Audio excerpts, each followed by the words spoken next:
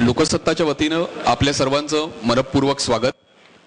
कार्यक्रमाला सुरुवात करण्यापूर्वी एक नम्र विनंती, आपले मोबाईल फोन सायलेंटवर टाका किंवा बंद करा।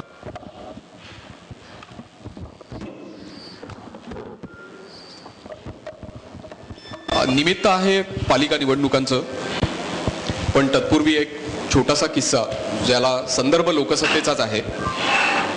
लोकसत्तेचे माजी संपादक माधव गडकरी आणि मराठीतील प्रसिद्ध लेखक पुबा भावे हे दोघं जण एकदा पानिपताच्या बाजूने जात होते आणि जात असताना त्यांना असं वाटलं की साहजिक आहे, मराठी माणूस आहेत, मराठी मंडळी आणि पानिपत, मराठ्यांचा इतिहास असा सगळाच त्यातला संदर्भ होता।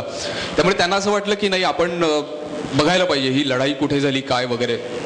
आणि मग गडकरीजींनी काच खाली केली आणि बाजूनी जाणाऱ्या व्यक्तीला विचारलं की यहाँ पर वो मरहट्टों की लड़ाई कहाँ पर हुई थी। तर तो बाजूनी जाणारा माणूस असं म्हणाला की नहीं, ये यहाँ कल तो कुछ नहीं हुआ था। तर ते म्हणाले की नहीं नहीं, मैं तो अभी की नहीं, मैं इतिहास काल की बात कर रहा हूँ। तर तो म्हणाला की नहीं, तो उस वक्त तो मैं नहीं था, आणि तो निघून गेला। आपण हा किस्सा ऐकल्यानंतर सगळेजण हसतो, मिश्किल एक हास्य आपल्या चेहऱ्यावर येतं। काही काही वेळेला विचार करताना असं वाटतं की सध्याचं राजकारण, त्याचा असलेला उद्देश आणि एकूणच सगळं जे काही आहे ते पण कदाचित असं काहीतरी थोडंसं भरकटल्यासारखं झालंय का। म्हणजे आपण जाणार होतो कुठे, कुठे पोहोचतोय, कोणत्या मार्गावर आहोत, कुठलं काही ठाव ठिकाणा आहे नाहीये किंवा काय, काहीच थोडंसं कळेन असं झालंय। उद्देश लोकसत्तेच्या या लाऊडस्पीकर या कार्यक्रमाचा हाच आहे की या निमित्तानं हे सगळं आपल्याला कळावं। हे एक वेगळी जाण जी आहे, सामाजिक जाण जी आहे, ती या निवडणुकांच्या निमित्ताने आपल्याला यावी। आणि म्हणून आज सर्व पक्षांचे जे मान्यवर नेते आहेत, ती सर्व मान्यवर नेते मंडळी इथे आहेत। समाजातले जे काही प्रतिष्ठित मान्यवर मंडळी जी आहेत त्यांना आज आपण खास पाचारण केलेलं आहे, निमंत्रित आहेत ते, आणि ते आज या सर्व मंडळींना प्रश्न विचारणार आहेत। प्रश्नोत्तरांचा असा हा वेगळा असा कार्यक्रम आपण करतोय। तत्पूर्वी एक नेहमीचा प्रघात आपला स्वागताचा तो अगदी सुरुवातीला आपण पार पाडूयात। लोकसत्ताच्या कार्यकारी प्रकाशक वैदेही ठकार यांना मी विनंती करतो की त्यांनी उपस्थित मान्यवरांचं स्वागत करायचं आहे। आजचा हा जो आपला कार्यक्रम आहे याचं सर्वाचं कार्यक्रमाचं पूर्ण संचालन जे करणार आहेत ते आहेत अजित रानडे। अजित रानडे आपल्याला प्रसिद्ध अर्थतज्ञ म्हणून तर माहिती आहेतच, पण त्यांचा एक वेगळा परिचय असा आहे की सामाजिक भान असलेली व्यक्ती हा त्यांचा एक सगळ्यात महत्त्वाचा परिचय आहे। नागरी समस्यांवर ते सातत्याने लिहित असतात, बोलत असतात। नागरी समस्या या शहराशी संबंधित असलेले जे सर्वच्या सर्व प्रश्न आहेत त्याच्या संदर्भात अतिशय सक्रिय असलेलं असं हे व्यक्तिमत्व आहे। एक मतदाता मंच आहे, शिवाय एक मुंबई वॉच अशी जी एक संघटना आहे त्याचं काम ते पाहतात। फक्त ते नाही तर त्यांच्याबरोबर अनेक सुजाण नागरिक त्यामध्ये आहेत। याच्यामधले काही जण हे आज आपल्याकडे निमंत्रित म्हणून देखील आलेले आहेत। तर अजितजी जे आहेत ते आज आपल्याला इथे लाभलेले आहेत आणि अजितजी या संपूर्ण कार्यक्रमाचं संचालन करणार आहेत। तर मी वैदेही मॅमना विनंती करतो की अजितजींचं स्वागत करा।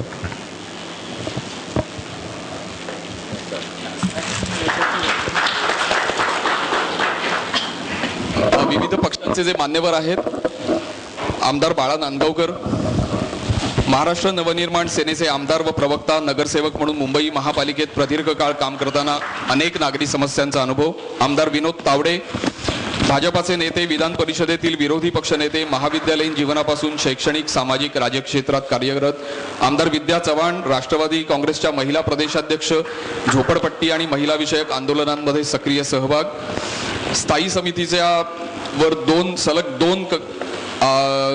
दोन टेन्युअर्स सगळी जी आहेत ती भूषविलेले स्थायी समितीचे त्यावेळचे अध्यक्ष रवींद्र वायकर आणि आता शिवसेनेचे प्रवक्ता,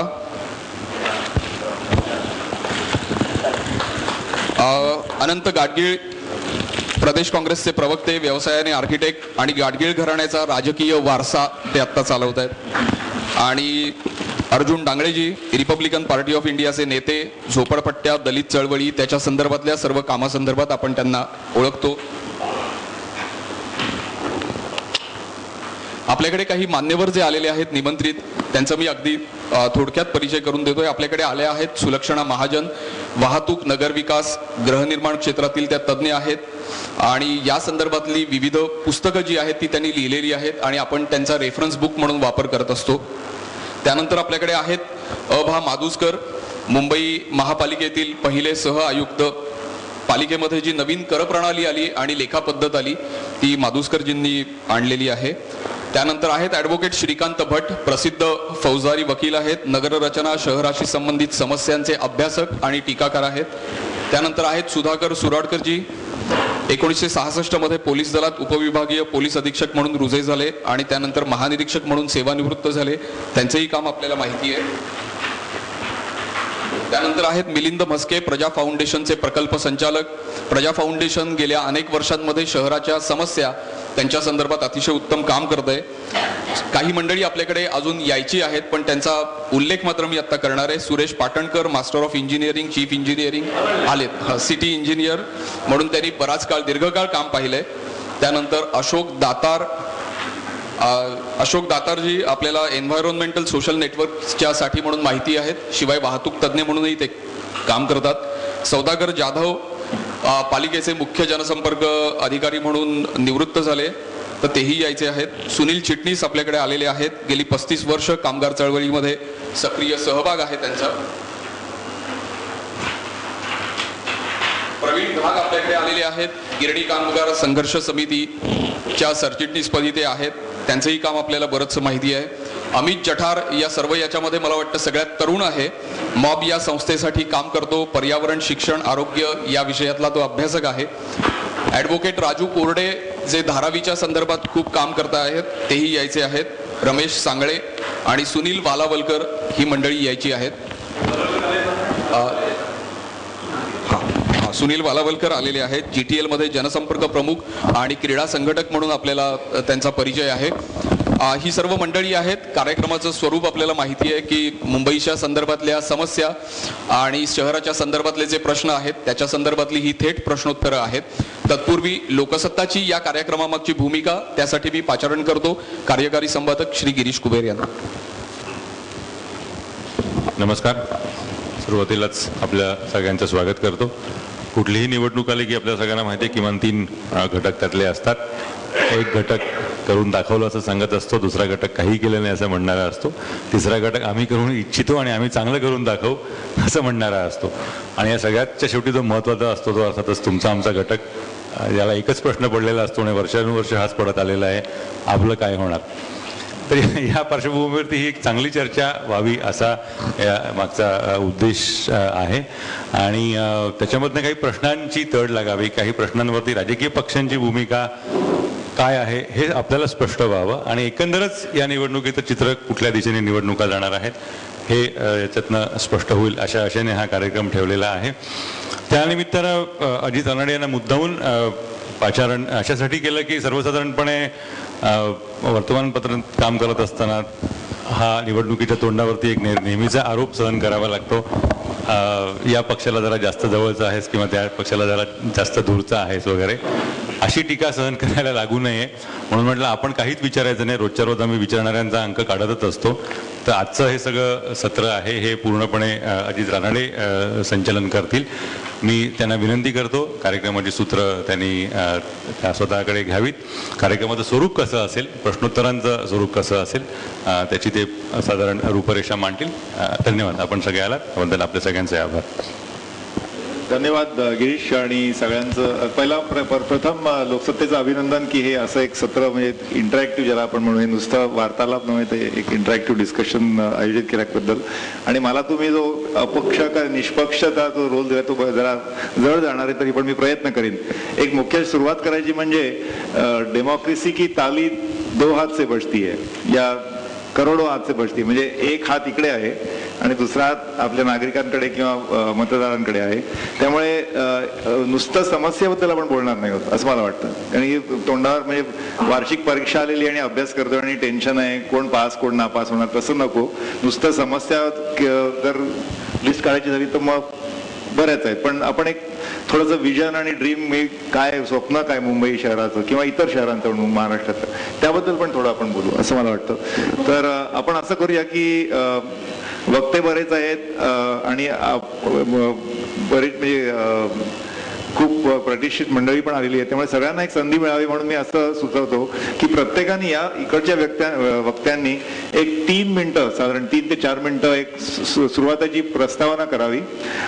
हा एक वार्तालाप आणि डिस्कशन आहे, त्यामुळे मला माहिती आहे की आता प्रचार मोहीम सुरू होणार आहे आणि त्याला मोमेंटम जोर येणार आहे, पण ही काही प्रचार सभा नव्हे. त्यामुळे मी तुम्हाला म्हणजे रिक्वेस्ट करतो की विनंती करतो की 3-4 मिनिटं जे बोलाल तुम्ही त्यामध्ये थोडासा तुमचा एक शहराबद्दल किंवा विकासाबद्दल किंवा सगळ्या महाराष्ट्राच्या शहरांबद्दल तुमचं काय स्वप्न आहे, तुम्ही कसं माहिती आहे त्याबद्दल तुमच्या काय कल्पना आहेत, तर प्रत्येकाला आपण ही संधी देऊया आणि मग आपण प्रश्नोत्तर कडे वळूया. तर मग आय थिंक लेडीज फर्स्ट म्हणून आपण विद्यार्थ्यांकडनं सुरू करू. सिनियर लोकांना द्या ना जरा. बरं, मग आपण मग अर्जुन साहेबांकडनं सुरू करू. 3 ते 4 मिनिटं आणि जर वाढली तर मी नुसतं टकटक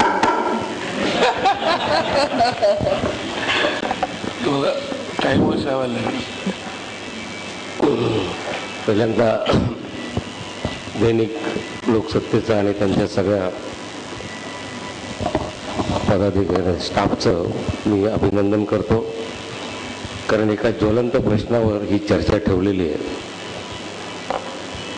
आणि रिपब्लिकन पार्टी ऑफ इंडिया हा महायुतीचा एक घटक असला आणि आहे, तरी सर्वसामान्यपणे आम्ही ज्या वर्गाशी किंवा ज्या समूहाशी नातं जोडलेलं आहे तो प्रामुख्याने गरीब, शोषित, दलित, मध्यम वर्ग याच्या समस्याशी आमची नाळ पक्षाशी एक जोडलेली आहे. याचं कारण असं की कुठच्याही प्रकारचं सरकार किंवा प्रशासन हो, या वर्गाचे प्रश्न हे दुर्लक्षित केले जातात आणि दुर्लक्षित केलेल्या प्रश्नांची इतकी साठवण होत जाते की त्याचा कधी स्फोट होईल याची देखील आपल्याला कल्पना येत नाही. आज मुंबई शहरामध्ये एकूणच आता विशेषतः झोपडपट्ट्यांच्या बाबतीत बोललं की काही अभिजन वर्गाचे एक तुच्छतावादी दृष्टिकोन या झोपडपट्टी वासियाकडे बघण्याचा असतो, परंतु हेच अभिजनवादी ज्यावेळेस एखादा प्रश्न आला की संविधान कसं श्रेष्ठ आहे हे सांगतात आणि ह्या वर्गाकडे बघताना संविधानाचा त्यांचा विसर पडतो की तेही या देशाचे आणि भारताचे नागरिक आहेत, संविधानाने त्यांनाही काही हक्क दिलेले आहेत हे विसरतात. म्हणजे ह्या वर्गाकडे बघण्याचा दृष्टिकोन आणि उच्च वर्ग जो साधारणतः सुस्थितीत असतो त्याच्याकडे बघण्यात एक तफावत प्रचंड तरी इथे जाणवते. त्याला अनेक कारण आहेत आणि त्या कारणात मी जात नाही, परंतु यावर तिथे आपल्याला वाटतं की बकालपणा किंवा शहराचा लोंढा किंवा अन्य कारण याच्या करत असेल तर ती जो पक्ष किंवा जे प्रशासन असतं त्याच्या राजकीय इच्छाशक्तीवर बऱ्याच गोष्टी अवलंबून असतात. आपण अनेक वेळा बघतो की जाहीरनाम्यातून आम्ही गोरगरीब कष्टकऱ्यांचं अमकं करू तमकं करू स्वस्त इतकं, परंतु जर त्या पक्षाजवळ राजकीय इच्छाशक्ती नसेल आणि त्याचं जे धोरण असतं जे संबंध उच्च बिल्डर्स आणि माफिया या लोकांशी जर संबंधित असेल तर ते फक्त निवडणुकीसाठी घोषणा करतात. म्हणून मला वाटतं कुठेतरी एक असे राजकीय इच्छाशक्ती असलेला संबंध, समतोल, विकासाचा समतोल आणि नागरी सुविधांचं एक, मी म्हणत नाही की झोपडपट्ट्यांच्या जागी अगदी इमले किंवा उभे राहिले पाहिजे, किमान त्यांना माणूस म्हणून जगता येईल अशा पद्धतीचं एक असावं.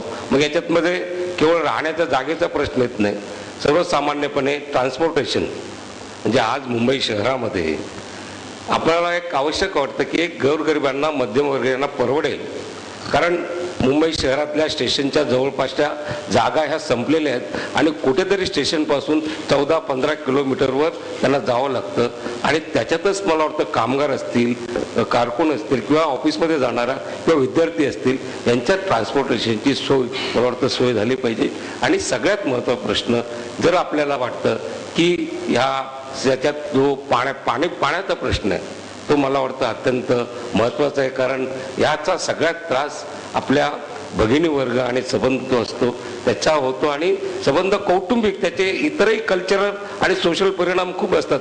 पाण्यासाठी समजा एखाद्या बाईला 4-4 तास जर एका हंड्यासाठी उभं राहावं लागत असेल तर त्याचे संबंध सायकोलॉजिकली आणि संबंध हे केले पाहिजे. म्हणून शिक्षण, म्युन्सिपाल्टीच्या शाळा तर कॉर्पोरेशनच्या बंदच पडत चाललेल्या आहेत, आणि एकीकडे शिक्षणाचं बाजारीकरण आणि ज्या पद्धतीनं वाढत आहेत, मला वाटतं हा शाळेचा शिक्षणाचा प्रश्न देखील महत्त्वाचा आहे आणि तो गेला पाहिजे. परत तो हॉस्पिटलचा प्रश्न आहे सर्वसामान्य नागरिक परत, आणि हा केवळ एक कॉर्पोरेशनचा प्रश्न नाही. मुंबई शहराचा विकास हा कॉर्पोरेशन संबंधित असला तरी राज्य शासनाची भूमिका देखील तितकीच महत्त्वाची आहे. मुंबई शहराचा विकास करताना MMRD वगैरे हे संबंध फॅक्टर जर आपण लक्षात घेतले नाही, रस्त्याचे मागे खूप चर्चा झाली खड्ड्याबद्दल, त्या खड्ड्याला कोण जबाबदार होतं? शेवटी मुख्यमंत्री पृथ्वीराज चव्हाण यांच्याकडे जे गेले भेटायला, त्यांच्या हातात काय पडलं? त्यांनी 30 नावं परत सँक्शन केले ना जे ब्लॅकलिस्टमध्ये होते. म्हणजे MMRD कडे तेच कॉन्ट्रॅक्टर, कॉर्पोरेशनकडे तेच कॉन्ट्रॅक्टर. अशा पद्धतीने मला वाटतं की ज्या पूरक ज्या गोष्टी असतात त्याही आपण लक्षात घेतलं पाहिजे, आणि शहराचा विकास करताना कॉर्पोरेशनच्या या सुखसुविधा नागरी सुविधावर शासनाची भूमिका देखील महाराष्ट्र शासन एकूण मनोवृत्ती भूमिका म्हणण्यापेक्षा या संबंध मुंबई, कारण मी एकीकडे बघतो की राज्य शासनाला केवळ मुंबई महानगरपालिकेवर ठपका ठेवायचं, कारण इथे युतीचं राज्य होतं, त्यांना कुठेतरी बदनाम करण्याच्या, बदनाम म्हणजे त्यांना कुठेतरी निवडणुकीच्या हे करण्याकरता, परंतु आपली भूमिका, कारण मुंबई हा महाराष्ट्राचाच भाग आहे हे बहुतेक वेळा मला वाटतं राज्य शासन विसरतं, आणि त्या पद्धतीने मला वाटतं त्याच्यात राजकारण येऊ नये. मुंबई शहराचा विकास आणि खऱ्या अर्थाने याचा मला वाटतं वस्तुनिष्ठ दृष्टीने अभ्यास व्हावा, आणि सर्वसामान्य माणसाला सुखकर आणि सुविधापूर्ण जीवन जगता यावं अशी आमची भूमिका आहे. बरं, आणि बऱ्याचशा इश्यूजवर टच केलेला आहे. उदाहरणार्थ म्हणजे झोपडपट्टी. आता मुंबईची अशी ख्याती आहे की मला वाटतं संबंध देशात असा एकच असं शहर आहे की 60% जवळजवळ लोक वस्ती झोपडपट्ट्यांवर राहते. आणि तर परत दुसरा त्यांनी मुद्दा जो सांगितला की शहराचा विकास आणि राज्य शासनाचा त्याच्यामधला रोल. पण आपण विनोदजींकडे जाऊ आता, म्हणजे असे वेगवेगळ्या प्रकारचे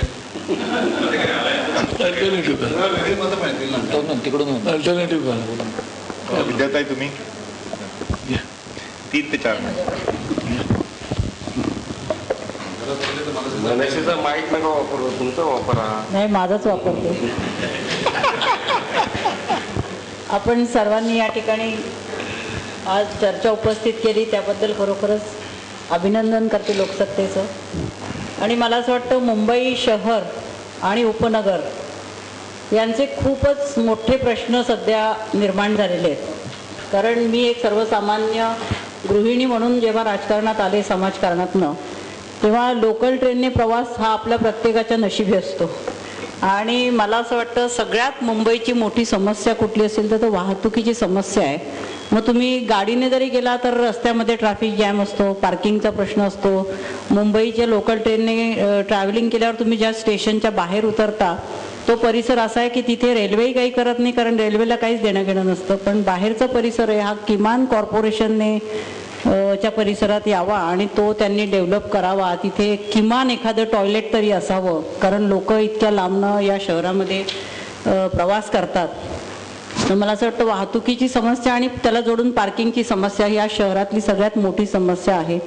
त्यानंतर दुसरी कुठली समस्या असेल तर ती म्हणजे घरांची.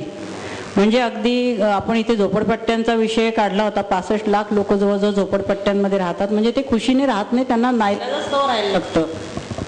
कारण ह्या ठिकाणी घरांच्या ज्या किमती आहेत त्या प्रचंड वाढलेल्या आहेत की अगदी सर्वसामान्य दोन्ही घरामध्ये 2 माणसं किंवा 3 माणसं कमवणारी असली तरी आज फ्लॅट घेणं हे मध्यम वर्गाला अशक्य झालेलं आहे. त्यामुळे मला असं वाटतं आणि ह्या घरांच्या प्रश्नावर गेले मी जवळजवळ 15-20 वर्ष खूप लढाई केलेली आहे, लढते आहे की ह्या घरांच्या किमती असतील त्या आटोक्यात असल्या पाहिजे, त्याच्यावरती सरकारचा अंकुश असला पाहिजे. कारण जेव्हा आपण सगळ्यांनाच किमतीचं बंधन घालतो तर माझा सगळ्यात महत्त्वाचा मुद्दा, आता तो जरी महापालिकेशी फारसा निगडीत नसला तर मला असं वाटतं याच्यावरती अंकुश असणं खूप महत्त्वाचं आहे. कारण प्रत्येक वस्तू आपण जेव्हा घेतो तेव्हा तिचा किमती ह्या ठरलेल्या असतात त्याच्या उत्पादन खर्चावर आधारित. तशा स्क्वेअर फुटाच्या खर्चावरतीच किमती आधारित असल्या पाहिजे, म्हणजे या घरांच्या किमती कमी होऊ शकतील. आणि तिसरे प्रश्न म्हणजे मला सगळ्यात महत्त्वाचं वाटतं तो ह्या शहर अतिशय घाण होत चाललेलं आहे. म्हणजे तुम्ही जर ट्रेनमधनं उतरला तर लोक कुठेही थुंकतात, कुठेही काहीतरी पाऊच बिऊच जे गुटके बिटके खातात ते रस्त्यावर टाकून देतात. तुम्ही जर स्टेशनच्या बाहेर भाजी घ्यायला गेला तर तिथे प्लास्टिकच्या पिशव्या तुम्हाला सर्रास मिळतात. मला अभिमानाने सांगावं असं वाटतं की आम्ही ज्या पार्ला ईस्टला राहते तिथे फक्त आम्ही ते प्लास्टिक मुक्त मार्केट केलेलं आहे की तिथे कोणी सगळेजण आपापली बास्केट किंवा पिशवी घेऊन येतात. तर प्लास्टिक आणि आता यूज अँड थ्रोचा जमाना आलेला आहे जो तो कोणाकडे मुंबई शहरामध्ये सगळ्यात महत्त्वाचं म्हणजे कोणाकडे वेळ नाही आहे आणि प्रत्येक जण घाईत असतो. त्यामुळे कुठेतरी जेवण पॅक करून आण किंवा काहीतरी कर किंवा डिस्पोजेबल प्लेट्स किंवा हे सगळं बिस्लरीच्या बाटल्या पूर्वी ह्या कधी दिसायच्या नाही पण ह्या कुठेही टाकून द्यायच्या, कुठेही थुकायचं, कुठेही घाण करायची. म्हणजे आपल्या घरात अगदी मी झोपडपट्ट्यांमध्ये काम केलंय, झोपडीमध्ये झोपडं सुद्धा आतनं इतकं स्वच्छ असतं, ती बाई आपली भांडी बिंडी चकचकीत घासून ठेवते वगैरे, सगळं व्यवस्थित असतं. आपला फ्लॅटही आपण स्वच्छ ठेवतो, बंगला असेल तर आणखीनच स्वच्छ ठेवतो. पण बाहेरच्या रस्त्यावर कोणी काहीही टाकतं. म्हणजे अगदी एअर कंडिशन गाडी सिग्नलला थांबली तरी पटकन दार उघडून पचकन थुकायचं, इतकी घाणेरडी सवय. तर मला असं वाटतं ह्या 3 समस्या तर खूप महत्त्वाच्या आहेत आणि सगळ्यात महत्त्वाची समस्या म्हणजे आरोग्य आणि ती पूर्णपणे महापालिकेशी निगडित आहे. आज महापालिकेचे KEM हॉस्पिटल असू दे, भगवती, सायन असे जे हॉस्पिटल्स आहे त्याची इतकी प्रचंड दुर्दशा आहे, त्याच्यावरती एवढा मोठा लोड आहे आणि मला असं वाटतं की आरोग्याची सुविधा ह्या शहराला असणं, कारण आज चिकनगुनिया, डेंग्यू नंतर आणखीन काही रोगराई इतक्या मोठ्या प्रमाणात येते आणि मला असं वाटतं महापालिकेचे प्रत्येक वॉर्डामध्ये आरोग्य केंद्र आहेत, ते आरोग्य केंद्र जर व्यवस्थित केले तर किमान 1 लाखाच्या वस्तीला किंवा 50,000च्या वस्तीला जर आरोग्य केंद्र जवळच्या जवळ उपलब्ध झालं आणि तिथे जर एखादी पॅथॉलॉजीची लॅब असली तर मला असं वाटतं लोकांना मोठ्या मोठ्या हॉस्पिटल्समध्ये जायला लागणार नाही, त्याच्यावरचा ताणही कमी होईल. आणि इतर पाण्याची समस्या असेल किंवा इतर महापालिकेशी अशा अनेक समस्या आहेत आणि मला असं वाटतं सर्वांनी मिळून त्या जर सोडवल्या तर त्याच्यावरती काहीतरी मार्ग निघू शकेल आणि इतर ओघाने जर पुढे आले तर मग आपल्या पुढे मुद्दे मांडले. 4 विद्यार्थी तुम्ही 4 मुद्दे मांडले. एक तर वाहतूक, एक विस्मयाची म्हणजे गोष्ट अशी की मला वाटतं 7% लोक प्रवास मोटर गाडीने करतात पण 70% जागा व्यापतात. म्हणजे रोड स्पेस ज्याला आपण म्हणतो, 7% पीपल ऑक्युपाय 70% रोड स्पेस. दुसरी अजून एक महत्वाचं स्टॅटिस्टिक म्हणजे संबंध भारतातलं जेवढा रेल ट्रॅफिक आहे डेली त्याचा 50% मुंबईत होतो दररोज, पण 50% काही बजेट मुंबईच्या हातात पडत नाही. नंतर तुम्ही स्वच्छता आणि आरोग्य म्हणा, त्याचा थोडासा कदाचित संबंध आहे एकमेकांनी, म्हणजे स्वच्छता आणि आरोग्य. आपण आता बाळाजी सन्मान्य गिरीजी, आपलं आणि लोकसत्ता ग्रुपचं मी मनापासून अभिनंदन करतो, आभार मानतो. खरं पाहता महानगरपालिकांचा जन्म हा नागरी सुविधा देण्यासाठी झालेला आहे असं मला वाटते. आता नागरी सुविधा कोणत्या? पाणी, आरोग्य, स्वच्छता, रस्ते, मलनिसारण, ह्या ज्या मूलभूत लोकांच्या गरजा आहेत त्या मला वाटतं करणं गरजेचं आहे. शिवसेना, भाजप हे 2 पक्ष तसे नशीबवान आहेत. आता नशीबवान मी एवढ्यासाठी म्हणालो की मुंबई महानगरपालिकेचं 21,000 कोटीचा बजेट आणि BSCचा 4,000 कोटीचा बजेट, असे 25,000 कोटीचा प्रतिवर्षाच्या बजेटवर गेले 17 वर्ष ही मंडळी बसलेली आहेत. आणि 17 वर्ष बसल्यानंतर सुद्धा आम्हाला पुन्हा पुन्हा अशा प्रकारची चर्चासत्र घ्यावं लागतंय, हे आम्ही आमचं दुर्दैव समजतो. आणि त्यांना सुद्धा आम्ही हे करून दाखवलं हे सांगावं लागतं, हे आणखीन दुर्दैव. आणि त्याच्यासोबतच शिवसेना भाजप सोबत होतीच, म्हणजे एक शिपाई ऑलरेडी होता, आता आणखीन एक शिपाई सोबत घेतलाय. दुर्दैवाने मुंबई शहरातल्या नागरिकांच्या ज्या भावना आहेत, ज्या लोक आपल्या ताब्यात देतात, त्या विश्वासाला पात्र ठरण्याचं काम आपल्याला केलं पाहिजे. आणि मग मी महानगरपालिकेमध्ये नगरसेवक होतो, मला माहिती आहे स्टँडिंग कमिटीचे चेअरमन साहेब इथे आहेत, पण ती स्टँडिंग कमिटी आहे की अंडरस्टँडिंग कमिटी आहे मला माहिती नाही आतापर्यंत पडलं. आणि म्हणून सातत्याने जी निविदा आपण काढतो त्या निविदेच्या 15% फार तर निविदा आपण एक्स्ट्रा वाढून देऊ शकतो, पण तशी काय होत नाही, 100% वाढली जाते. आणि त्यामुळे सामान्य माणूस म्हणून आमच्या मनामध्ये प्रश्न येतो की आजही आम्हाला 5,500 कोटी रुपये खर्च करून मुंबई शहराचे रस्ते बनवल्यानंतर 60-70 कोटी प्रतिवर्षी आम्हाला खड्ड्यांवरती रिपेरिंगला खर्च करावे लागतात. वाहतुकीचा प्रश्न ताई बोलल्या ते आहेतच. मुंबईच्या शाळांची दुरुस्ती, जर आपण शाळांची अवस्था पाहिली तर अत्यंत दयनीय आहे. आज मुंबई शहरातल्या माणसांना मराठी महानगरपालिकेच्या शाळेमध्ये मुलांना टाकावंसं वाटत नाही. आणि दुरावस्था आपणच आपल्यामुळे आणली असं मला वाटते. म्हणून मला असं वाटतं की कुठेतरी याच्यातून जर चांगलं घडत असेल तर ते घडणं गरजेचं आहे. गिरीशजी, आपण जो वार्तालाप घेतलेला आहात, किमान याच्यातून तरी आम्ही स्वतःनी प्रत्येकाने, पक्ष ठीक आहे, पक्षाच्या भूमिकेत माझ्या पक्षाचा वचननामा येईल, वचकनामा येईल, जाहीरनामा येईल, शब्द येईल, बाबा तो नेमका पाळतो का? कित्येक लोकांचे वचकनाम्याचे प्रिंटिंग मिस्टेक होतात. माझ्या हातामध्ये आता 2002 आणि 2007 जाहीरनामे आहेत. तिथे या मुंबई शहरातील नागरिकांना आम्ही शुद्ध आणि स्वच्छ पाणी देऊ. 4,500 दशलक्ष लिटर गरज आहे मुंबई शहराला पाण्याची. आपण देतो 3,500. जवळजवळ 700 कोटी रुपये. अजून 40% पाणी गळती होते, चोरी होते. आपण ह्याच्यावरती काही करू शकलो नाही. आणि म्हणून वचकनामे वगैरे जरी एक मानवतावादी दृष्टिकोनातून कुठेतरी या मुंबई शहराचे जे प्रश्न आहेत ते सोडवण्यासाठी राजकारण विरहित सुद्धा विचार करण्याची आवश्यकता आहे असं मला स्वतःला वाटतंय. तुम्ही 2-3 मुद्दे अजून मांडले. एक म्हणजे तुम्ही उल्लेख केलात की स्टँडिंग कमिटीचा, की स्टँडिंग म्हणजे मुंबईचं बजेट आणि BST सगळं म्हणून 25,000 कोटी. तर एक छोटीशी किस्सा असा आहे की वर्ल्ड बँकेचं जेव्हा पहिलं कर्ज मुंबईला जेव्हा मिळालं तेव्हा त्याच्यात एक अट होती, की अट अशी की जर स्टँडिंग कमिटीने 2 कॉन्झिक्युटिव्ह मीटिंगमध्ये ती गोष्ट पास नाही केली तर इट इज म्हणजे ती पास झाली असं डीम्ड होईल, म्हणजे डीम टू बी पास. त्यामुळे तो एक हक्क म्हणजे काढून घेण्यात आला असं म्हणता येईल. म्हणजे त्याला गोष्टीला 20-25 वर्ष झाली, पण म्हणजे बघ एक्झॅक्टली स्टँडिंग सगळ्या बजेटला आता तसं. त्यामुळे स्टँडिंग कमिटीचा मग रोल काय वगैरे असं आपण नंतर घेऊ प्रश्न. दुसरा तुम्ही प्रश्न सांगितला म्हणजे म्युन्सिपाल्टीच्या शाळा, त्या अर्जुनरावांनी पण सांगितलं की शाळांमध्ये कोणाला पाठवावं असं वाटत नाही. 100 का म्हणजे 2 वर्षापूर्वी असा प्रयोग झाला होता की 100 शाळा त्या म्हणजे खाजगी लोकांना चालवायला द्यायच्या, पण तो सडनली बंद झाला. तो म्हणजे तो अतिशय इनोव्हेटिव्ह मला वाटतं संबंध भारतात पहिल्यांदा तो प्रयोग होता, पण तो बंद झाला. तो का झाला ते तर आपण आता इकडे जाऊ. म्हणजे विनोदराव, आता तुम्ही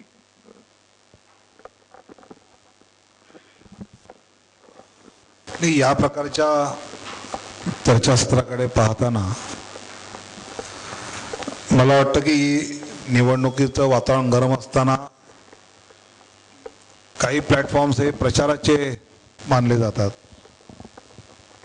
पण हा प्लॅटफॉर्म बहुधा या निमित्ताने मुंबईच्या समस्यांविषयी जर काही मंथन करू शकलो, ब्लेम गेमच्या ऐवजी ज्यावेळी अशा प्रकारचं मंथन सर्वांचं चालू असतं, पब्लिक सुद्धा त्या मोडमध्ये असतो, त्यावेळी पॉलिटिकल पार्टीज आणि पब्लिकच्या इंटरॅक्शनने जर काही दिशा याला मिळू शकली तर ती अधिक उपयोगी असं मला वाटतं. आणि म्हणून त्या दृष्टीने याच्यातले माझे मुद्दे मी मांडतोय. मुंबईतला सगळ्यात महत्त्वाचा प्रश्न मला असं वाटतं की कुठलाही पक्ष सत्तेवर आला तर जो आहे तो मल्टिपल एजन्सीचं कोऑर्डिनेशन. मुंबई महापालिका, राज्य सरकार, केंद्र सरकारमधलं BPT, एअरपोर्ट, फॉरेस्ट, रेल्वे सगळ्यात अधिक अवघड. आता या एजन्सीज अशा आहेत की यातल्या काही एजन्सीज तर चीफ मिनिस्टरने बोलून सुद्धा येत नाहीत, इतकी मगरुरी आहे. आणि मग डील कसं करायचं? म्हणजे मुंबई महापालिकेत समजा आम्ही आहोत, MMRDA समजा काँग्रेस आहे, यांनी यांच्या रस्त्याचं पाणी बाजूला काढलं पण ते रेल्वेत जाऊन अडकलं, तर रेल्वेतनं पाणी जर पुढे जायचं नीट काही तिथली व्यवस्था नसेल तर होऊ शकत नाही. त्यामुळे इंटिग्रेटेड याचा विचार करण्याची सिस्टीम कशी उभारता येईल याचं मला असं वाटतं की सगळ्यात मेजर इश्यू मला मुंबईसारख्या मेट्रोचा विचार करताना हा वाटतो की ह्याचा कुठेतरी सोल्युशन कोणत्या तरी पद्धतीने काढलं पाहिजे. जसं वर्सोवा घाटकोपर मेट्रो आहे, रोज रात्री तुम्हाला 1.5 तास काम करा आम्ही देणार फक्त, असं जर राहुल असताना GM सांगणार असेल तर 1.5 तासात काय काम होणार रोज रात्री? आणि मग 1.5 तास होणार नसेल तर मग बाकी मेगा ब्लॉक्स सुट्टी दिवशी काय त्यांच्याही अडचणी आहेत. कारण 65 लाख लोक समजा या सगळ्या रेल्वेने जात असतील तर ती अडचण त्यांची स्वाभाविकपणे आहे. तर या सगळ्या एजन्सीजच्या एकमेकांच्या कोऑर्डिनेशनने अल्टिमेट उत्तर काढण्याकडे कसं जाता येईल हे मला असं वाटतं की मुंबई म्हणून पाहताना सर्वात महत्त्वाचा मला वाटतं. आणि मग स्वाभाविकपणे जो उल्लेख अर्जुनरावनी केला किंवा विद्याताईंनी केला किंवा नांदगावकरांनी केला ते आहे की यातला ट्रान्सपोर्ट हा सगळ्यात महत्त्वाचा मुद्दा आहे. म्हणजे मला मुंबईकडे पाहताना मुंबई ही एकेकाळी कामगारांचं शहर होतं, ते आता कामगारांच्या शहराच्या ऐवजी आता सर्व्हिस इंडस्ट्री यामध्ये मोठ्या प्रमाणात ग्रो होते आहे. आणि माझं तर मत आहे की जागतिक भौगोलिक पोझिशनिंग जे मुंबईचं आहे टायमिंग्स आणि या सगळ्या याच्यामुळे मुंबई हे ग्लोबल सर्व्हिस इंडस्ट्रीचं हब होऊ शकतं. आणि ते जर व्हायचं असेल तर त्याला ज्या सिविक एम्युनिटीज मिळाल्या पाहिजे. 24/7 आमची महापालिका चालू आहे, 24/7 आमची सरकार चालू आहे, 24/7 आमचं सुरक्षा म्हणून होम मिनिस्ट्री त्यातली त्या पद्धतीची आहे.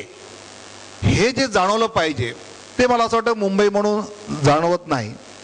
आणि हे जाणवत असताना मुंबईचं पर्यावरण, मुंबईचं पोल्युशन आणि शेवटी अशा इंडस्ट्रीजमध्ये मोठ्या प्रमाणावर इन्व्हेस्टमेंट येत असताना ह्या ज्या काउंट्स केल्या जातात त्यामध्ये व्हाय पीपल ऑफ फॉर बंगलोर, तर त्यामध्ये मेजर फॅक्टर ज्या लोकांचं आपण वाचतो त्याच्यामध्ये पर्यावरण यामुळे तिकडे ते आहे.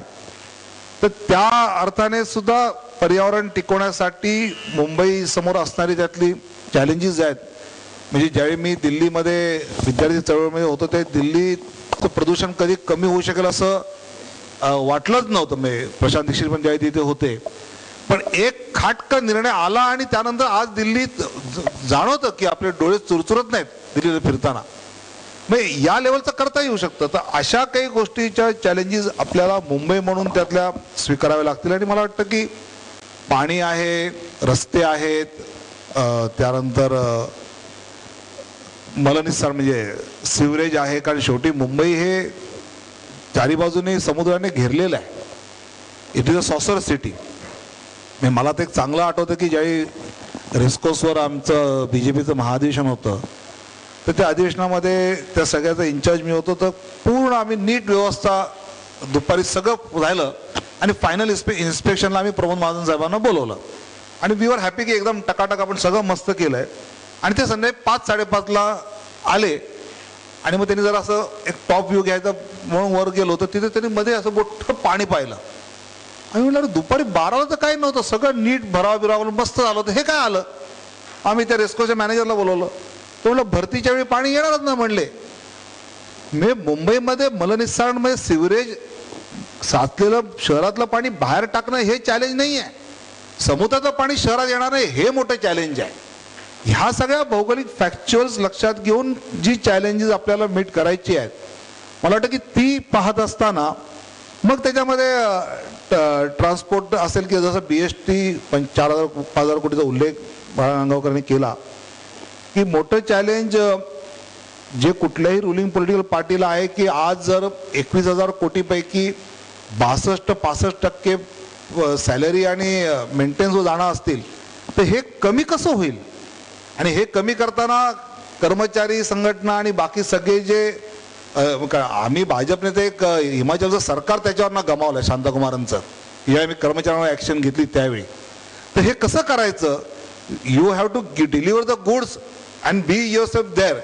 हा डायलेमा कुठल्याही राजकीय पक्षाला असतो. आणि तो मला असं वाटतं की जर 21,000 कोटीतले केवळ 7,000 कोटीच तुम्हाला विकासाला मिळत असतील आणि बाकी सगळे पगार जाणार असतील तर त्याचाही कुठेतरी विचार हा टॅक्स पेयर्सच्या पैशाचा केला पाहिजे. एक आम्ही अभिमानाने सांगू शकतो की महाराष्ट्र सरकारवर 2,85,000 कोटीचं कर्ज असेल, MMRDAचं 1,500 कोटीचं डेफिसिट बजेट असेल, तर मुंबई महापालिकेवर एकही पैचं कर्ज नाही आणि एकही पैसा कर गेल्या 5 वर्षात वाढवला नाही. हे असून सुद्धा आम्ही ज्या गोष्टी केल्या आहेत, जे करून दाखवलं, जर मान्य नाही केलं तर सांगावं लागणार ना बाळा. मान्य केलं तर सांगायची गरज नाही. त्यामुळे झोपलेल्याला उठवणं सोपं आहे, पण झोपेचं सोंग घेतलंय त्यांना उठवायला मग डंगारा पिटावाच लागतो आणि ते आम्ही मला वाटतं करतो.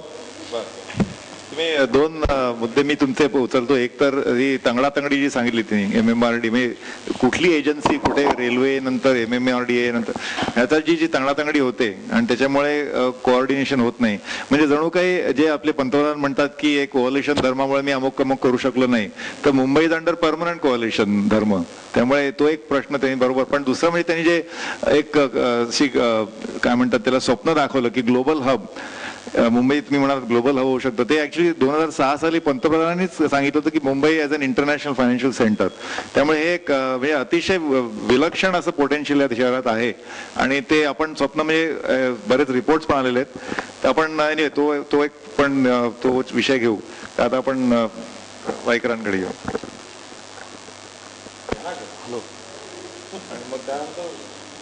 मला उत्तर मला वाटलं शेवटी म्हणजे राज्य शासन फायनल वर्ड असल्यामुळे. बरं, तुम्ही आधी. सर्वप्रथम मी लोकसत्तेचे आभार मानतो आणि लोकसत्तेचं माझं भावनिक नातं आहे. माझ्या जन्माच्या पूर्वी म्हणजे 50 वर्षापूर्वी माझी आई अनेक वर्ष लोकसत्तेची सब एडिटर होती. जेव्हा गिरीश कुबेरांचा मला फोन आला, मी म्हटलं माझी अवघड अवस्था आहे, कारण मला मुंबईच्या प्रश्नाचा अभ्यास नाही आहे आणि मुंबई महापालिकेत ना मी कॉर्पोरेटर आहे ना मी आमदार आहे.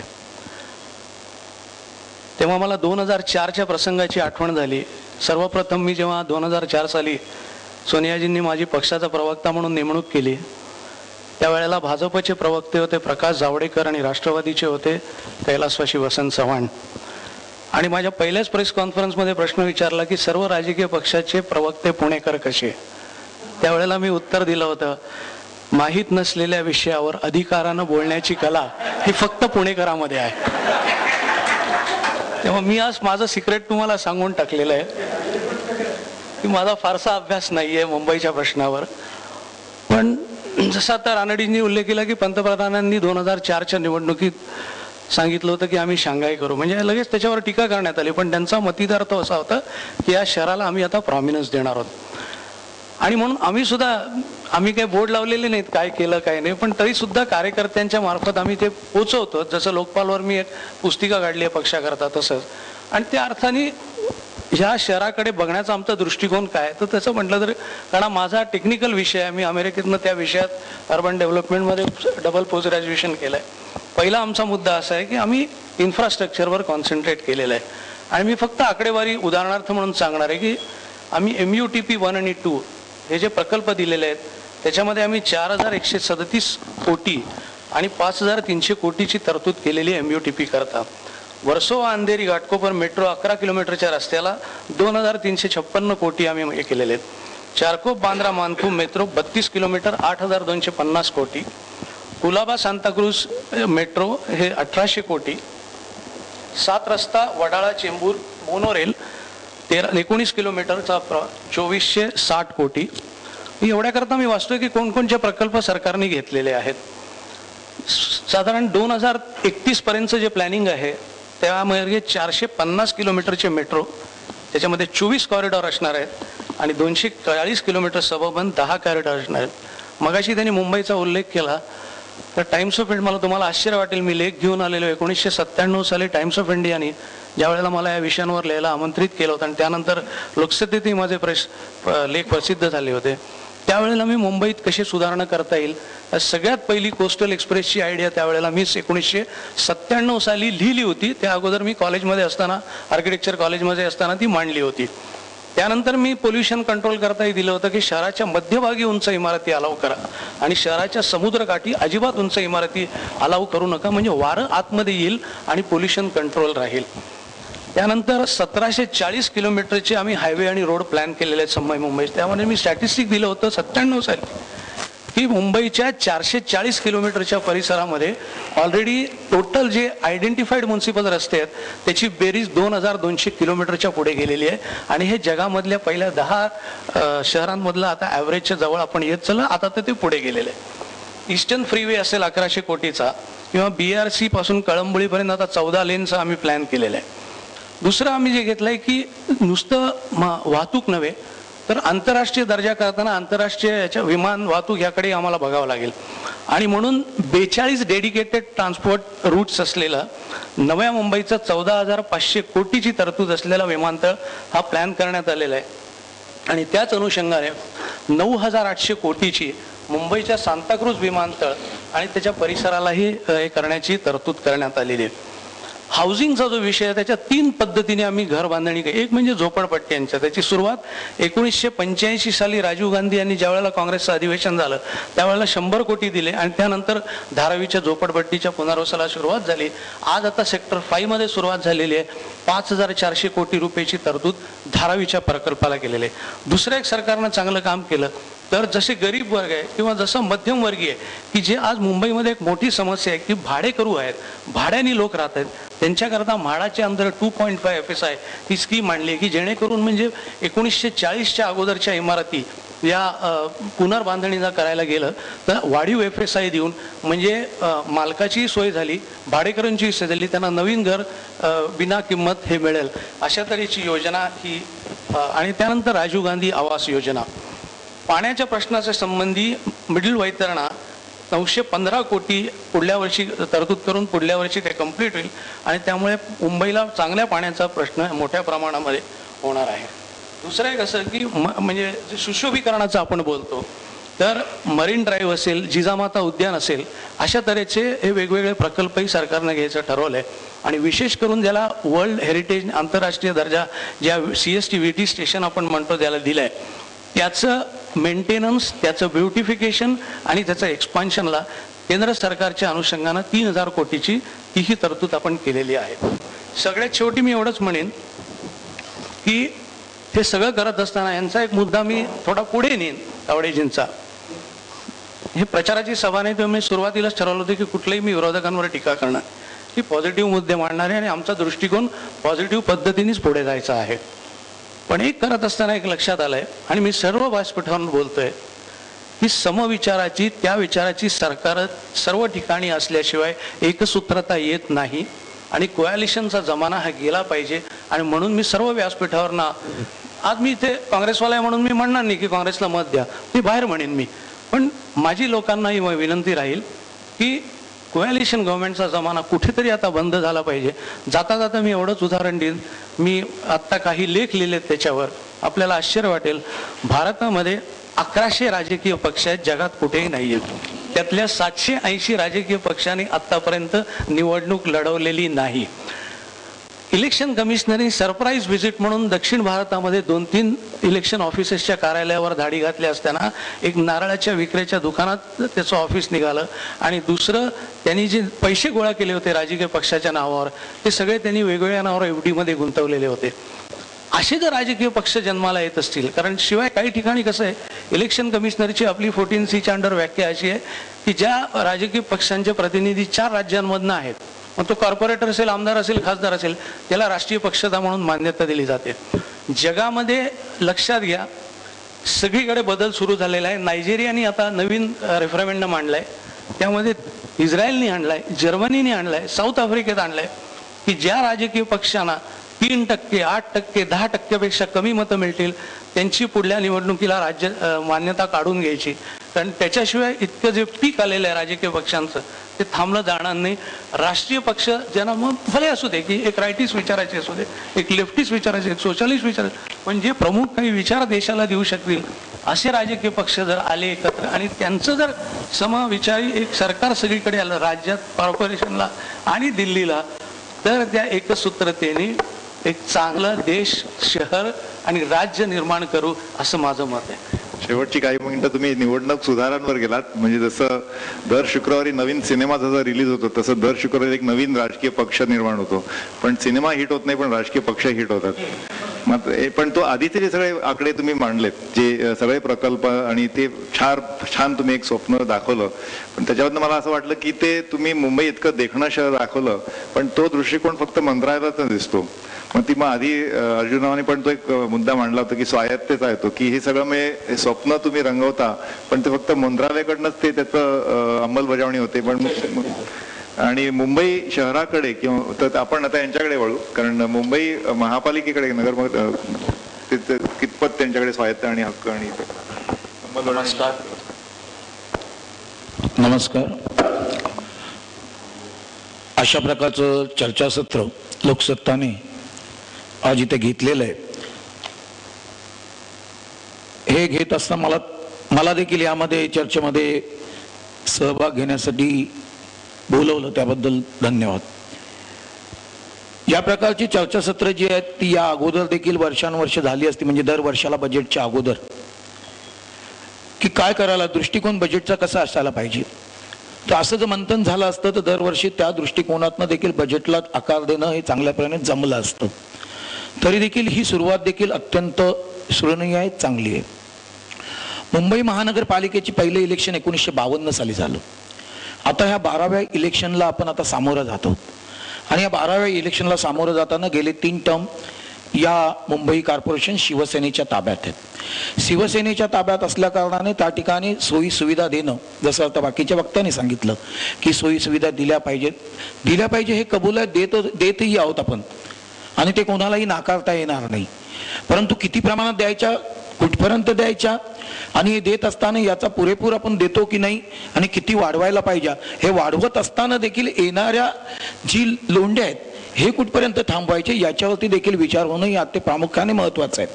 पाण्याच्या बाबतीमध्ये ज्या वेळेला सांगितलं तर या 5 वर्षाचं तर मी हे म्हणेन की मुंबई शहरामध्ये 2900 MLT पाणी आम्ही या 5 वर्षापूर्वी आणत होतो. मुंबईची गरज जवळजवळ 4000 दशलक्ष लिटरची आत्ताची आहे. या 4000 दशलक्ष लिटरमध्ये ज्या वेळेला जी तलावं जी पूर्वीची बांधलेली आहेत, यामध्ये 64 वर्षामध्ये काँग्रेसने फक्त 2च धरणं बांधली, एक भातसा आणि अप्पर वैतरणा.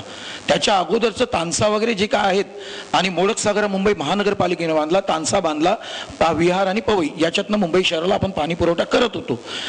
आणि शासनाच्या 64 वर्षामध्ये आणखीन काही करायला पाहिजे म्हणून गारगाय आणि क्विंजाळ्यांनी जो प्रकल्प घेतला होता तो आतापर्यंत पूर्ण केलाच नाही, करूच शकले नाही. आणि हा न करू शकल्यानंतर आता ते सांगतात नाही मुंबई महानगरपालिकेने हा प्रकल्प केला पाहिजे. मग 5 वर्षापूर्वी 2900 MLT पाणी ज्या वेळेला आम्ही आणत होतो तर त्यामध्ये मी स्वतः स्टँडिंग कमिटीला चेअरमन होतो. मी 2 वेळा नाही बाळा, मी 4 वेळा स्टँडिंग कमिटी केलेली आहे. आणि त्यावेळेला मी तिथे जाऊन भातसाला जाऊन किर्लोस्कर यांच्याबरोबर बोलून 6 पंप बसवले आणि 450 MLT पाणी त्यानंतर लगेचच्या ह्याच्यामध्ये मी घेऊन आलो. आणि त्यामुळे मुंबई शहराला 3350 MLT पाणी आम्ही आता देतोय. एवढंच नव्हे तर आपण मिडल वैतरणाच्या बाबतीमध्ये केलं. मिडल वैतरणा जो करतोय हा जो तानसा नदीवरती अप्पर वैतरणा आणि लोअर वैतरणा, जो लोअर वैतरणा म्हणून त्याला मोडक सागर देखील म्हटलं जातं, आणि लोअर वैतरणाला आणि त्याच्या मध्य करतोय त्याला मध्य वैतरणा आपण बोलतोय. याच्यातनं आपण 450 MLT पाणी आणतोय. पण त्यातली झाडं काढायची, मग कुठे लावायची, कशी करायची, याच्यासाठी केंद्र शासनाने 10 वर्ष लावले. केंद्र शासनाने अशा गोष्टींसाठी 10 वर्ष का लावावे हा मोठा प्रश्न आहे. आणि मग त्यानंतर आम्ही तो प्रकल्प 800 कोटीचा प्रकल्प आता आम्ही ताब्यात घेतलेला आहे. या वर्षी या पाणी भरल्यानंतर मुंबई शहराला 450 MLT पाणी आम्ही आणत आहोत. म्हणजे 2900 MLT वरनं आम्ही 450 आणलं, 3350. आणि आता या पावसानंतर म्हणजे जवळजवळ 90% काम पूर्ण झाले. धरण भरलं का ते पाणी आणत आहोत. म्हणजे मुंबईला 3800 MLT पाणी आम्ही मुंबई शहरासाठी आणतो. जी 2 धरणं तुम्ही सांगता आम्हाला त्या धरणांच्या बाबतीमध्ये देखील गारगाईचं आम्हाला आत्ता त्यांनी आमच्याकडे दिल्यानंतर ते 440 MLT पाणी हे देखील आम्ही 2017 साली हे करण्याचं चॅलेंज घेतलंय. आम्ही पिंजाळचं देखील चॅलेंज आम्ही घेतलंय, 860 MLTचं ते देखील घेतलंय. म्हणजे वाढत्या लोकसंख्येला सामोरं जाण्यासाठी मुंबई महानगरपालिकेच्या माध्यमातून आम्ही तयार आहोत. आमच्याकडे विजन आहे आणि तो विजन घेऊनच आम्ही पुढे चाललेलो आहोत. हेच नव्हे तर आपल्या इथे मुंबई शहरामध्ये लिकेज होते, बोलतात लिकेज होते, चोरी होते, खरी गोष्ट आहे, होतंय, खरी गोष्ट आहे. ज्या वेळेला रिप्लेसमेंट ऑफ तानसा 1860 साली तानसा बांधला आम्ही. तानसा बांधल्यानंतर त्यावेळेला त्या परिस्थितीमध्ये इंग्रजांनी कसा बांधला असेल आणि कसा आणला असेल याचा विचार देखील केला पाहिजे. आम्ही ज्या वेळेला तानसाच्या रिप्लेसमेंट ऑफ तानसासाठी पैसे पाहिजे होते 3000 कोटी केंद्र शासनाकडे आम्ही मागणी केली. मागणी नव्हे, मी स्वतः ऍडिशनल कमिशनर डिगीकरांनी मी स्वतः गेलो तिकडे आणि त्या ठिकाणच्या सचिवांशी भेटलो. भेटल्यानंतर आम्हाला सांगितलं तुम्हाला देण्यात येतील, पैसे देण्यात येतील, 3000 कोटी आम्ही देऊ. 1 महिना झाला, 2 महिने झाले, 3 महिने झाले आणि 4-5 महिन्यांनी सांगता की आम्ही पैसे देऊ शकत नाही. आणि त्यावेळेला बजेटमध्ये एक्स्ट्रा आम्हाला प्रोव्हिजन करून बाकीच्या हेडमधले पैसे तिथे आणून रिप्लेसमेंट ऑफ तानसाचा देखील प्रपोजल आम्हाला करायला लागलं. कारण 1860 सालापासून ज्या ब्रेकअप होतं, म्हणजे तुम्ही पाहिलं असेल ठाण्याच्या हद्दीमध्ये अनेक वेळा फुटलेले आहेत. मग याचं दायित्व फक्त मुंबई महानगरपालिकेचं, काय बाकी शासनाचं नाहीये, केंद्र शासनाचं नाहीये. ज्या केंद्र शासनाच्या माध्यमातून 1,25,000 कोटी रुपये तुम्ही केंद्र दर वर्षाला घेऊन जातात आणि प्रत्येक 1 वर्षाने वाढतंय, त्याच्या बदल्यात आम्हाला देता काय? ज्या वेळेला ब्रीमस्टोरच्या प्रोजेक्टच्या बाबतीमध्ये सांगितलं, हॅकलेने त्यावेळेला सांगितलं होतं 1992 साली की तुम्हाला 25 मिलीमीटर पाणी मुंबई शहराला भरेल, एवढी तुमची गटारांची व्यवस्था आहे, ती 50 मिलीमीटर पाणी पडेल ताशी, अशा पद्धतीची करा. 1992 साली सत्तेवरती काँग्रेस होतं, काही केलं नाही. ज्या वेळेला 2005 साली सुनामी आली, पाऊस भरलं, त्यावेळेला तुम्ही सांगता नाही आम्ही आता पैसे देतो, 1200 कोटी आम्ही देतो, 1200 कोटी देतो. त्यावेळेला 2005 साली आम्हाला सांगितलं आणि या 2012 साला आम्हाला फक्त 1000 कोटी दिलं. म्हणजे या 6 वर्षामध्ये दिलेत किती? 1,25,000 कोटीच्या ऐवजी तुम्ही देता 250 कोटी आम्हाला. पाणी आणण्यासाठी खर्च किती येतोय याचा देखील विचार करा. 12 रुपये 25 पैसे खर्च येतोय आणि 2.25 रुपयाने आम्ही मुंबई महानगरपालिकेच्या माध्यमातून स्लमच्या लोकांना आम्ही पाणी देतोय, बिल्डिंगच्या लोकांना 3.5 रुपयाने आम्ही पाणी देतोय. जा तुम्ही पुण्याला, जा तुम्ही पिंपरी चिंचवडला 8 आणि 9 रुपयाने पाणी लिटर देतात, त्याच्या अगेन्स्टमध्ये आम्ही देतोय. एवढंच नव्हे तर भुयारी जे प्रकल्प आहेत, ज्यामध्ये अंधेरीला जे आम्ही अंधेरीला पाणी मिळत नव्हतं वेस्टला, वेरावळीपासून आम्ही 16 किलोमीटरची जे लाईन जायची ती आम्ही 6 किलोमीटरचा बोगदा केला. पहिला भुयारी बोगदा शिवसेना भाजपा युतीमध्ये केला आम्ही. याच्यावरती 145 कोटी रुपये खर्च केले. मरोशी पासून दुपारेल कॉलेजपर्यंतचा 12 किलोमीटरचा रस्ता आम्ही केला, भुयारी मार्ग केलाय. मलबार हिल ते क्रॉस मैदान हा 3.3 किलोमीटर समुद्राच्या आतला पण रस्ता आम्ही केलाय. म्हणजे घातपाताची कृत्य होऊ नये याच्या दृष्टीने देखील मुंबई महानगरपालिका भुयारी जलवैद्युतिक बोगदे देखील खोदते आहे. एवढंच बोलू ना मी, कारण मी एक्सप्लेन मला जरा हा मग मी थोडक्यात हे करतो. तर अशा प्रत्येक विषयावरती आपण डेबिट ही करू शकतो, करायला पाहिजे. आणि याच्यामध्ये देखील सर्वांचं सहकार्य, मगाशी म्हटलं केंद्राने देखील सहकार्य दिलं पाहिजे, राज्याने देखील सहकार्य दिलं पाहिजे. तिथे कोणती पार्टी सत्तेवर बसली हे नाही, लोकांना तुम्ही कशा सुविधा दिल्या पाहिजे हे तुम्ही दाखवून दिलं पाहिजे आणि दाखवलं पाहिजे बाबा माझी पार्टी नसली तरी आम्ही त्यांना मदत करतोय, ह्या कुठेतरी गोष्टींचं यायला पाहिजे. दुसऱ्या बाजूला जाऊया. ज्या राज्यावरती 2 कोटी 85 लाखाचं कर्ज ज्या राज्यावरती आहे आणि 5 वर्षामध्ये त्यांनी काय केलं ते दाखवा ना आम्हाला. त्याच्याऐवजी आम्ही 5 वर्षामध्ये जे काय केलं ते करून दाखवलंय आणि विरोधकांना दाखवणं हे आमचं गरजेचं आहे. जर लोकांना कळतंय काय केलंय, पण विरोधकांना देखील कळलं पाहिजे. जसं म्हटलेत की झोपलेला असेल तर ठीक आहे, उठवता येत नाही, पण झोपलेला नसेल, जाणून बुजून झोपेचं सोंग करत असेल तर ते दाखवणं अत्यंत गरजेचं आहे. तिसरी BSTच्या बाबतीतली गोष्ट, ज्या BST मध्ये एक साधं उदाहरण मी देईन. ज्या BSTच्या बाबतीमध्ये 1971 साली बांगलादेशचं म्हणजे पाकिस्तानचं युद्ध होऊन ते बाजूला गेलं, त्यावेळेला पोषण आहार हा नवीन शब्द काढला होता. 3 पैसे पोषण आहार शासनाने. 3 पैशाचे 5 पैसे झाले, 10 पैसे झाले, 15 पैसे झाले. आज 15 पैशाच्या माध्यमातून BST ती वसूल करते आणि BSTला ते राज्य शासनाला द्यायला लागतं. या 3 वर्षाचा हिशोब केला तर 7 आणि 8 साली 20,000 कोटी 20 कोटी रुपये द्यायला लागलं. 8-9ला 19,55 द्यायला लागलं आणि 10-11ला 19,09 द्यायला लागलं. म्हणजे 19 कोटी द्यायला लागलं. म्हणजे याचा अर्थ बांगलादेशी अजून आहेत आपल्या इथे मुंबईमध्ये. बांगलादेशी आहेत का? आहेत. याचा अर्थ तुम्ही त्यांना पोचताय. नसतील तर तुम्ही हा टॅक्स घेऊ नका.